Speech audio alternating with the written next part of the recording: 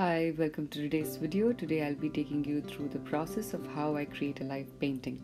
So this is the setup that I had done in Goa a couple of weeks ago, and this is the palette from Art Philosophy called Tropicals. So this is a speed up video of the entire process of how I paint, and I'm going to just give you like a small gist of what I do to do these kind of live paintings.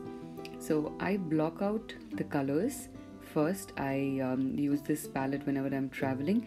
The other palette that you can see on the right is basically gouache by Winsor & Newton. I've just taken empty metal box in which I've put these colors. The two on the right side of it are from Bristro, which is the flesh tint and the purple, because I don't have that from the Winsor & Newton set, so I thought, okay, why not fill them in. So coming back to the live painting, I use a big size brush. I think the one that I'm using here is from Art Essentials, which is a size 10, and I carry this tiny bottle of water everywhere that I go. I also goof up a lot of times because once I think I left the lid a little open, so the water leaked out of it, and my sketchbook got a lot of water in it, and I had to let it dry. Thankfully, none of my paintings got damaged, but this is basically a risk of it. So after that, I don't fill the water and keep, but I do make sure that I carry that box with me. So this is how I go about my painting. I block out every color which is out there, and then in the end, I do a quick outline using Indian ink and my dip pen or my calligraphy pen. I hope you enjoy this process, and I hope this helps you to do your live painting sometimes.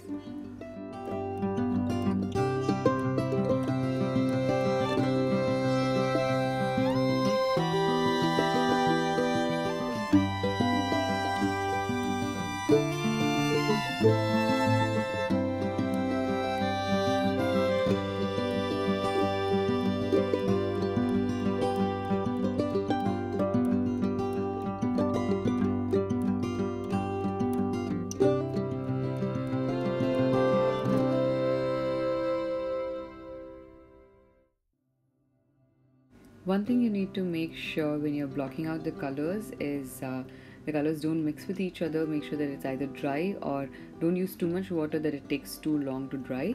In that case, when you paint right next to each other, the colors will also mix with each other. So be a little careful about that when you're doing these things.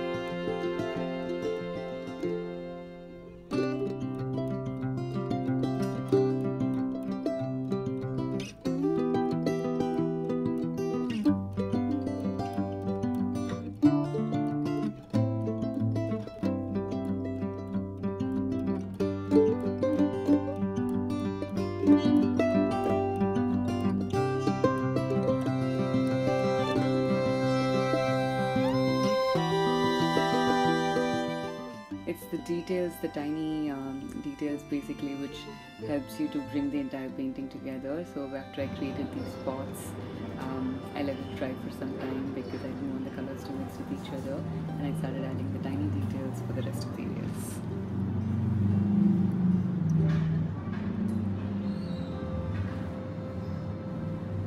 It's now time to add the lines. This is a dip pen that I've used. It's a calligraphy pen. Unfortunately, what also happened is I think I ended up breaking this nib during this trip. So it was a very unfortunate moment, but otherwise it's okay. You can always like use another pen, you can use a micron, you can use any other black ink that you have. It doesn't always have to be waterproof, especially if you're doing to do in the end, and if your painting has completely dried out, then you don't have to worry about it. Of course, if you think that you're going to paint a little more on it after everything has dried, then make sure that you use a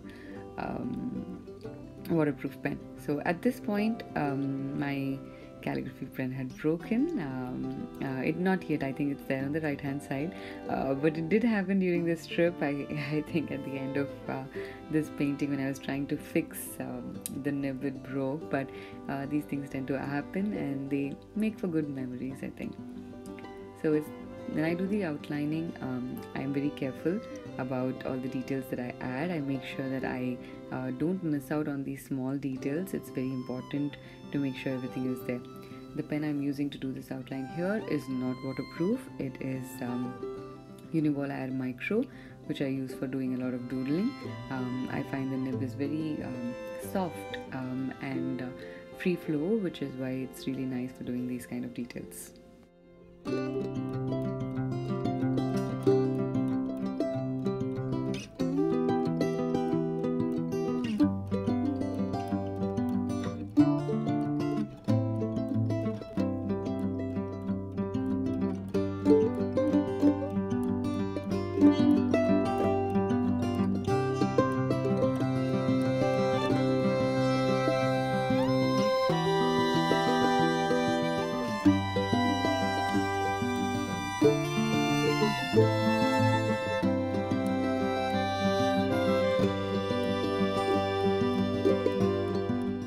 When I do flora and fauna, I still use a little bit of black. It's completely up to you whether you want to or you don't want to.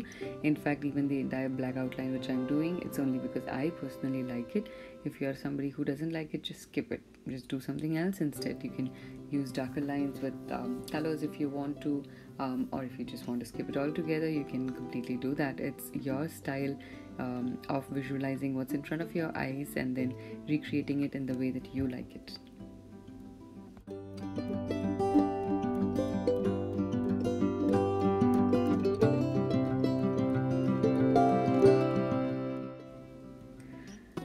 I always make sure that I write the name of the place that I visited, where I made this painting, the date I made it in, and if there's any fun memory associated with it, I end up writing it. Sometimes I use a pen, a lot of times I use a calligraphy pen as well, which is why you'll find that there are a lot of smudges in my journal.